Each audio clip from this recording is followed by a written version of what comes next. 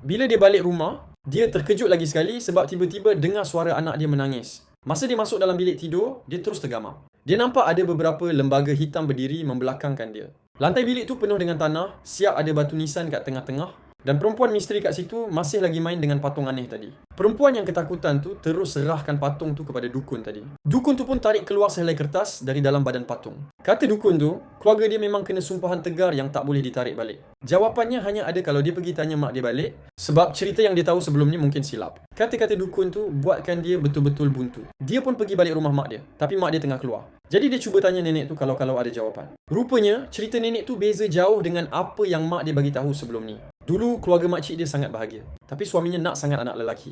Mak perempuan ni pula pergi bagi satu petua rahsia. Katanya nenek diorang tahu macam-macam ilmu sihir yang boleh bagi anak lelaki. Sebab makcik dia terlampau percaya, dia pun ikut je. Diorang ambil seekor arnab hidup, buat jadi patung dan lumurkan dengan darah makcik tu.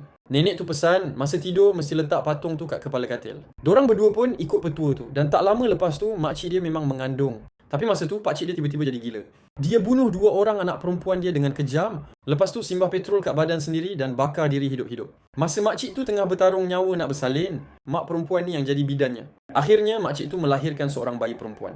Rupanya mak perempuan ni mandul dan tak boleh mengandung. Jadi dia pakat dengan nenek tu untuk tipu makcik dia, semata-mata nak ambil bayi dalam perut tu. Dan bayi perempuan tu rupa-rupanya adalah diri dia sendiri. Lepas tu, diorang berdua pakat bunuh makcik tu sekali. Sekarang baru perempuan tu tahu perkara sebenar. Perempuan yang dipanggil mak selama ni, rupanya musuh ketat dan pembunuh mak. Kandung dia sendiri. Tengah dia naik hantu nak pergi serang mak angkat dia tu, bila masuk bilik, mak angkat dia rupanya dah lama mati. Manakala nenek tu pula macam dah tahu nasib dia, sebab telinga dia asyik dengar bunyi lalat, sebelum tiba-tiba leher nenek tu sendiri patah riuk, cerita pun tamat,